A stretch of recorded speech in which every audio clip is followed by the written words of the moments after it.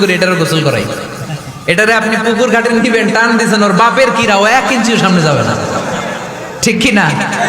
এই টেরা প্রাণী আল্লাহর কি কি মহিমা! আল্লাহ তাআলা পৃথিবীর সবচেয়ে শ্রেষ্ঠতম মানুষদেরকে ছাগল চড়িয়ে ছেড়েছেন, ঠিক কি না? মা বাআসাল্লাহু নাবিয়ান ইল্লা রাআল গানাম। এই পৃথিবীতে এমন কোন নবী ছিল না যে নবীরা ছাগল চড়ায় নাই। আল্লাহ বুঝাতে চাইলেন ছাগল চড়ানো অনেক কষ্টের কাজ, অনেক ধৈর্যের প্রয়োজন। এখন নবীরা তোমরা ছাগল চড়াও, কিছুদিন পর ছাগলের চেয়েও টেরা জাতি মানুষ চড়াইতে হবে। মানুষের মধ্যে টেরা আছে না নাই? ভালো বললে ভালোটা বুঝে না, ডানে যেতে গেলে বায়ে যায়, বায়ে যেতে বললে ডাইনে যায়, এরকম আছে না নাই? সম্মানিত ভাইয়েরা, সমস্ত আম্বিয়া আলাইহিমুস সালাম ওনারা কর্মঠ ছিলেন। সাইয়েদনা আদম আলাইহিস সালাম নিজ হাতে চারা গাছ রোপণ করে চাষাবাদের কাজ করেছেন, সুবহানাল্লাহ পড়েন। সাইয়েদনা ইব্রাহিম আলাইহিস সালাম চাষাবাদের কাজ করেছেন। সাইয়েদনা দাউদ আলাইহিস সালাম নিজ হাতে যুদ্ধের জন্য যে পোশাক পরতে হয়, যেটা পরলে গায়ের মধ্যে ছুরি মারলেও ঢুকে না, ওই শিরস্ত্রাণ বানিয়েছেন, নিজ হাতে তলোয়ার বানিয়েছেন, সুবহানাল্লাহ পড়েন। সাইয়েদনা মূসা আলাইহিস সালাম ছাগল চড়িয়েছেন। সাইয়েদনা মূসা আলাইহিস সালামের মেজাজ নরম না গরম? নবীদের মধ্যে সবচেয়ে বেশি মেজাজওয়ালা নবী ছিলেন মূসা আলাইহিস সালাম। উনিও 8 থেকে 10 বছর সাইয়েদনা শুআয়ব আলাইহিস সালামের এরিয়াতে ছাগল চড়িয়েছেন। চিল্লায় বলেন সুবহানাল্লাহ।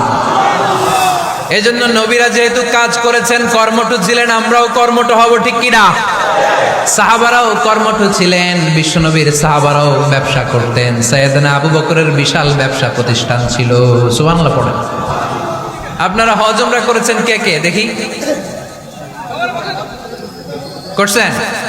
মাশাআল্লাহ। যারা করে নাই আল্লাহ তাদেরকে আল্লাহর ঘর জিয়ারতের তুমি নসিব করো। বিশ্বনবীর মাকবারার সামনে দাঁড়িয়ে আমরা যেন সালাম পেশ করতে পারি, তুমি নসিব করো।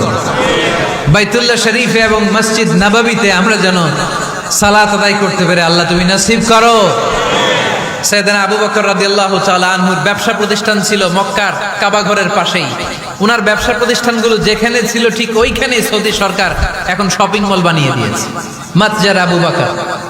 মক্কা শহরের যেখানে বহিরাগতরা এসে ওখানে ছাগল, ওখানে ঘোড়া, উট এগুলো রাখতো, আস্তাবল রাখতো, ঘোড়া আর উট যেখানে রাখা হতো ঠিক ওই জায়গায় সৌদি সরকার ওটার পার্কিং লট বানাই দিচ্ছে।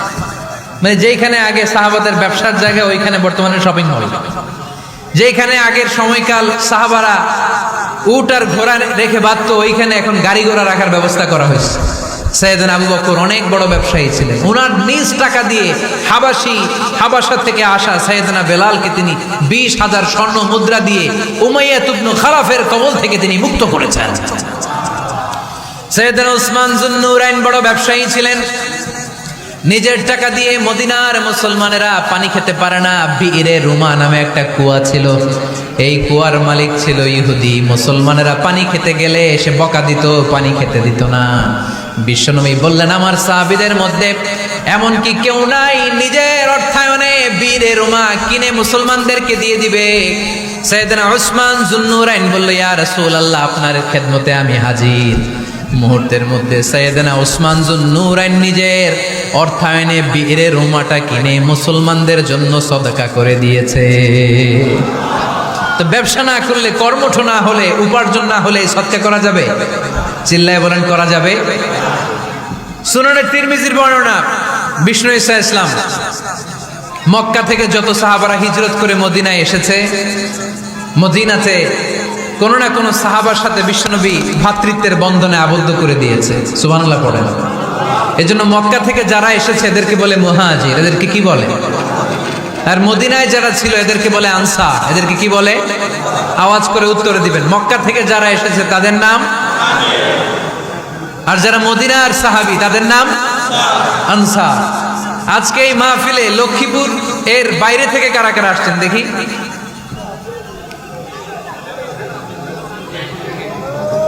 মাশাআল্লাহ মাশাআল্লাহ, অনেক আসছে। আল্লাহ ভাইদেরকে তুমি কবুল করো, হাত নামান। এই যে লক্ষ্মীপুরের বাইরে থেকে যে ভাইরা আসছে তারা লক্ষ্মীপুরের মেহমান, ঠিক কিনা? মক্কা থেকে হিজরত করে যে সমস্ত সাহাবারা এসেছিল তারা ছিল মদিনার মেহমান। বিশ্বনবী এক এক মক্কার সাহাবীকে মদিনার এক এক সাহাবীর সাথে ভ্রাতৃত্বের বন্ধনে আবদ্ধ করে দিলেন। আব্দুর রহমান ইবনে আউফ রাদিয়াল্লাহু তাআলা আনহু ওনার সাথে ভ্রাতৃত্বের বন্ধনে যে সাহাবীকে বিশ্বনবী আবদ্ধ করে দিলেন, ওনার নাম হচ্ছে সাদ ইবনে রাবিয়া। কি নাম?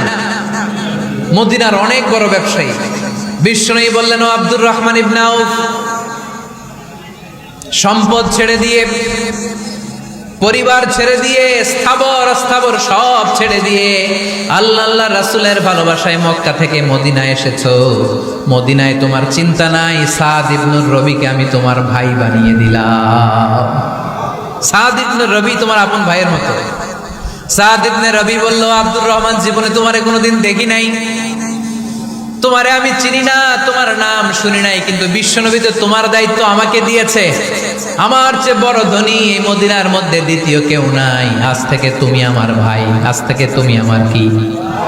আল্লাহ আমাকে যত সম্পত্তি দান করেছে তার অর্ধেক সম্পত্তি আমি তোমার নামে দিয়ে দিলাম। ও আব্দুর রহমান ইবনে আউফ, শুধু তাই নয়, রব্বুল আলামিন আমাকে দুইজন স্ত্রী দিয়েছে। কয়জন?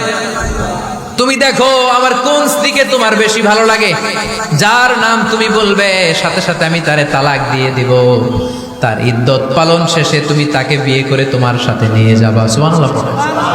কারণ বিশ্বনবী তোমার দায়িত্ব আমার কাঁধে দিয়েছে, তুমি আমার ভাই। আমি মদিনার সবচেয়ে বড় ধনী, আমার অর্ধেক সম্পদ আমি তোমারে দিয়ে দিব। আমার দুই স্ত্রীর এক স্ত্রীকে তোমারে দিয়ে দিব। সাইয়েদনা আব্দুর রহমান ইবনে আউফ এই কথা শুনে অবাক হলেন। অবাক হয়ে উনিও এক অবাক কথা বললেন। উনি বললেন, লা হাজাতা লি ফি ইয়া আখি, ও আমার প্রাণের ভাই, তোমার কথা শুনে আমার হৃদয়টা ভরে গিয়েছে, কিন্তু তোমার সম্পদেরও দরকার আমার নাই, তোমার স্ত্রীরও দরকার আমার নাই। বারাকাল্লাহু ফি মালিক ওয়া লি আহলিক, আল্লাহ তোমার মালেও বরকত দেখ, তোমার সম্পদেও বরকত দেখ। তুমি শুধু একটু কষ্ট করবা। কি কষ্ট? দুল্লানি আলা সুক, show me the way to the market. তুমি মদিনায় কোনো মার্কেট আছে কিনা, শপিং মল আছে কিনা, ব্যবসা প্রতিষ্ঠান আছে কিনা আমারে দেখায় দাও। সুবহানাল্লাহ পড়ো। আমরা হইলে কি করতাম? লক্ষ্মীপুরে যারা আসছে এদের একজনকে যদি বলা হয়, ভাই আপনি এখন থেকে লক্ষ্মীপুরের ভাই, আমার অর্ধেক সম্পদ আপনারা দিয়ে দেবে, কি করবে? পায়ের উপর পা তুলে খাবে আর বলবে, কি আনন্দ আকাশে বাতাসে। ঠিক কিনা? এরপর যদি বলি, ভাই আমার দুই বউ, যেটারে সুন্দর লাগে বলেন তালাক দিয়ে দেই, নিয়ে যান, কি বলবে? কি আনন্দ আকাশে বাতাস। আল্লাহ রাসূলের সাহাবী আব্দুর রহমান ইবনে আউফ বললেন, লা হাজাতা লি ফি, আমার দরকার নাই। দুল্লানি আলা সুক, just show me the way to market. এখানে মার্কেট কই আছে দেখায় দাও। অবাক হয়ে গেলেন সাদ বিন রবি, বললেন, ও আব্দুর রহমান ইবনে আউফ, ঠিক আছে, তুমি যদি নিতে না চাও তোমারে আমি জোর জবরদস্তি করব না। শুনে রাখো, মদিনাতে ইহুদিদের কয়নুকার একটা বাজার আছে। এই কথা বলার সাথে সাথে আব্দুর রহমান ইবনে আউফ চলে গেলেন। এর পরের দিন অল্প কিছু পনির আর ঘি দিয়ে ব্যবসা শুরু করলেন। পনির আর ঘিয়ের ব্যবসা করতে করতে করতে করতে ব্যবসায় তিনি এত লাভ করলেন, উনি বললেন, আমি যদি কখনো মদিনার বালুর মধ্যে হাত দিতাম, ওই বালুটারও সোনা বানায় দিত কে? দুল্লানি আলা সুক। লক্ষ্মীপুরের কর্মঠ যুবক ভাইয়েরা, এই আব্দুর রহমান ইবনে আউফ আমাদের প্রেরণা। উনি অন্যের ঘাড়ে পাড়া দিয়ে খেতে চায় নাই, আরেকজনের উপর ডিপেন্ডেন্ট বা নির্ভরশীল হতে চায় নাই। তিনি স্বাবলম্বী হওয়ার শিক্ষা, লেসেন কিয়ামত পর্যন্ত গোটা বিশ্বের যুবকদের জন্য রেখে গিয়েছে। চিল্লায় বলো ঠিক কিনা? দুল্লানি আলা সুক, show me the way to market. Market কোথায় দেখাও। পনির আর ঘি নিয়ে ব্যবসা করতে করতে কয়েক মাসের ব্যবধানে ইতিহাস সাক্ষী সাইয়েদনা আব্দুর রহমান ইবনে আউফ মদিনার বিশাল বড় বিজনেস ম্যাগনেটে পরিণত হয়ে গেলেন। চিল্লায় পড়েন আল্লাহু আকবার। এজন্য ব্যবসার ভিতরে বরকত ঢুকিয়ে দিয়েছে কে? বিষ্ণু বললেন, আত-তাজিরা সাদুকাল আমিন মা'আন নাবিয়্যিন ওয়াস সিদ্দীকিন ওয়াস শুহাদা ওয়াস সালিহিন। আমানতদার ব্যবসায়ী তারা সাধারণ কোনো মানুষ নয়, কিয়ামতের দিন নবীদের সাথে হাসর হয়ে যাবে। আপনারা যারা ব্যবসা করেন, এটা সাধারণ বিষয় নয়। বিষ্ণু ইসলাম নিজেও ব্যবসায়ী ছিলেন। ওনার জীবনের প্রথমে তিনি খাদিজা রাদিয়াল্লাহু তাআলা আনহার ব্যবসার স্টাফ হয়ে কাজ শুরু করেছেন, এরপর নিজে ব্যবসা শুরু করেছেন। এরপরে খাদিজাতুল কুবরা রাদিয়াল্লাহু তাআলা আনহা সব সম্পত্তি বিয়ের পরে বিশ্বনবীর পায়ের সামনে ঢেলে দিয়েছেন।